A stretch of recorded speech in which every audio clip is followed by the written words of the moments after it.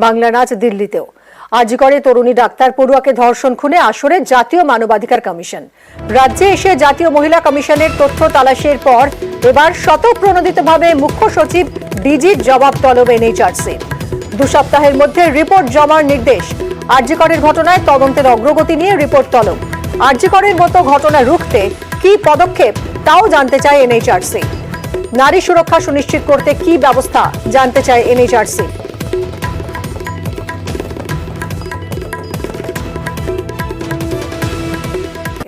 হাইকোর্টের নির্দেশের পরেই তৎপর সিবিআই। রাতে এফআইআর করে তদন্তভার গ্রহণ সিবিআই এর। টালা থানা থেকে একাধিক নথি সংগ্রহ। দিল্লি থেকে রাজ্যে সিবিআই এর ফরেনসিক টিম এসেছে। ফরেনসিক টিমকে সাহায্য করতে এসেছে মেডিকেল টিমও। আর পুলিশ নয়, এবার হাইকোর্টের নির্দেশে আজিকরের নৃশংস হত্যাকাণ্ডের তদন্ত করবে সিবিআই। আর হাইকোর্টের নির্দেশের পরেই তৎপর সিবিআই। গত রাতেই আমরা দেখেছি নির্দেশের পর 2 ঘন্টার মধ্যেই টালা থানায় পৌঁছে যায় সিবিআই আধিকারিকরা। তারা সেখান থেকে এফআইআর এর প্রতিলিপি সংগ্রহ করেন এবং তদন্তভার গ্রহণ করেছে সিবিআই। টালা থানা থেকে একাধিক নথি সংগ্রহ করেছে। দিল্লি থেকে রাজ্যে সিবিআই এর ফরেনসিক টিমও এসে পৌঁছেছে। অর্পিতা আমাদের প্রতিনিধি রয়েছে। অর্পিতা, আজ এই ফরেনসিক টিম এসেছে সিবিআই এর, সারাদিন আজ এদের কি কর্মকাণ্ড, কোথায় কোথায় যাবেন এরা? দেখো, তোমাকে জানিয়ে রাখি যে দিল্লি সিবিআই সূত্র থেকে যেটা খবর, যে গতকালকে এই হাইকোর্টের নির্দেশে যখনই কলকাতা পুলিশের সিটের হাত থেকে তদন্ত যায় সিবিআই এর হাতে, এরপরেই কিন্তু সিবিআই আধিকারিকরা সেখানে কয়েকটি টিম গঠন করে এবং তারপরে সেখান থেকে ফরেনসিক টিম সহ 4 থেকে 5 জন অফিসার এবং তার সঙ্গে মেডিকেল টিম সোজা কিন্তু দিল্লি থেকে এসে পৌঁছায় আজকে কলকাতা এয়ারপোর্টে কিছুক্ষণ আগে। এবং এয়ারপোর্ট থেকে বিএসএম ক্যাম্পে তারা যায় এবং তারপরে সোজাসুজি তারা চলে আসে সিজিওতে। এবং সিজিওতে এই মুহূর্তে তারা রয়েছেন এবং সেখানে কিন্তু অফিসাররা কিছুক্ষণ মধ্যে তারা নিজেদের আলোচনা করছেন, কারণ কিভাবে কোথায় তারা যাবেন। একদিকে যেমন সঞ্জয় রায়কে হেফাজতে নেওয়ার জন্য তাদেরকে লালবাজারে যেতে হবে এবং লালবাজারে সেখানে অভিযুক্তকে নিয়ে তারপরে তারা কোর্ট প্রোডাকশন করবে নাকি পেপার প্রোডাকশন করবে সেই বিষয়ে তারা সিদ্ধান্ত নেবে। এক দ্বিতীয়ত আর একটা বিষয় যে স্পট ভিজিট, অর্থাৎ যেখানে কিনা ঘটনাস্থল বা যেটা প্লেস অফ অকারেন্স সেইখানে তারা যাবেন এবং সেখানে গিয়েও কিন্তু তাদের নমুনা সংগ্রহ করতে হবে। এক্ষেত্রে কি 2টি টিমে ভাগ হয়ে যাবে নাকি একটি টিমই প্রথমে লালবাজার থেকে নিয়ে গিয়ে তারপর তাকে হেফাজতে নেওয়ার পর সেখানে যাবে, সেটা কিন্তু এখনো সিদ্ধান্ত হয়নি। সেই বিষয়ে কিন্তু এখনো অবধি আলোচনা চলছে, বৈঠক চলছে। কারণ স্পেশাল ক্রাইম ব্রাঞ্চ যা কিনা সিজিও কমপ্লেক্সে, সেই স্পেশাল ক্রাইম ব্রাঞ্চে কিন্তু সিবিআই আধিকারিকরা দিল্লির যে সিবিআই ফরেনসিক এবং যে মেডিকেল টিম তারা এসেছে। কারণ মেডিকেল টিম মূলত কিন্তু অ্যাসিস্ট করবে, কারণ এটি যেহেতু নৃশংসতম একটি ঘটনা, যেখানে কিনা ধর্ষণ এবং খুনের মতো যেখানে জঘন্য অপরাধ ঘটেছে, সেই অপরাধের কিনারা করতে কিন্তু এবারে দিল্লির যে সিবিআই এর যে ফরেনসিক এবং যে মেডিকেল টিম তারা সেখান থেকে নমুনা সংগ্রহ করবে।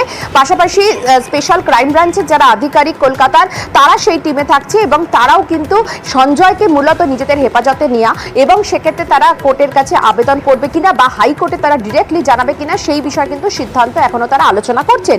এখন দেখার যে এই কিছুক্ষণের মধ্যেই, তোমাকে একটু দেখাই, এই যে সিজিও কমপ্লেক্স, এই সিজিও কমপ্লেক্স থেকে আর কিছুক্ষণের মধ্যেই কিন্তু এই সিবিআই টিম সোজাসুজি কিন্তু পৌঁছাবে একেবারে লালবাজারে এবং লালবাজার থেকে কিন্তু তারা সেক্ষেত্রে আরেকটি টিম কি যাবে আরজি করে সেই বিষয়টা কিন্তু খতিয়ে দেখা হচ্ছে, কারণ তাদের মধ্যে এখন অবধি সিদ্ধান্ত বা আলোচনা চলছে।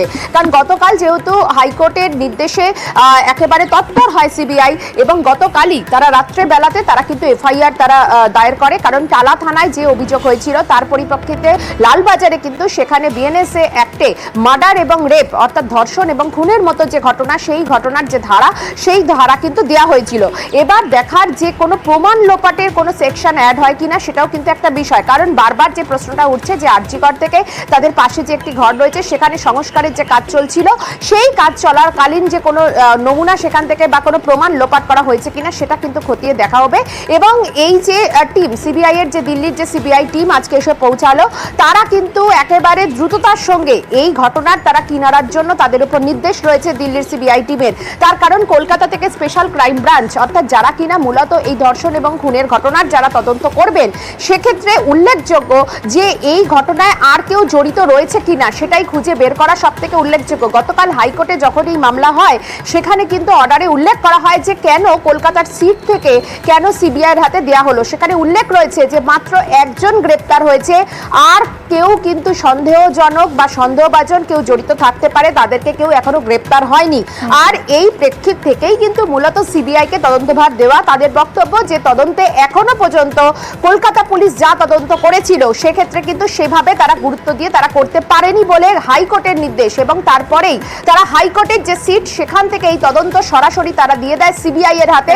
সিবিআই রাতেই দিল্লির সিবিআই যে টিম সেখানে কিন্তু ফরেন্সিক এবং মেডিকেল অ্যাসিস্ট্যান্ট টিম তারা পাঠিয়েছে, কারণ কলকাতায় অলরেডি কিন্তু স্পেশাল ক্রাইম ব্রাঞ্চ রয়েছে।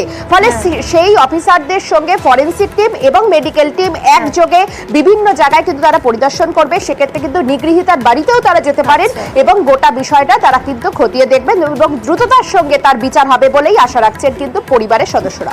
ধন্যবাদ অর্পিতা। নাইট ডিউটিতে থাকা মহিলা চিকিৎসককে খুন, ধর্ষণ, আরজি করের ঘটনায় রাজ্য জুড়ে শোরগোল। এই ঘটনার তদন্তভার সিবিআই এর হাতে তুলে দিল কলকাতা হাইকোর্ট।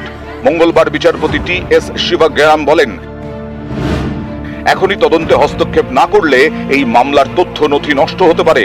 হাইকোর্টের নজরদারিতে আরজি করের ঘটনার তদন্ত করবে সিবিআই। আমাদের ফার্স্ট পয়েন্ট ছিল কি আজ অবধি কোনো স্টেটমেন্টটা রেকর্ড করা হয়নি ম্যাজিস্ট্রেটের সামনে। 5 দিন ইনভেস্টিগেশন হয়ে গেছে।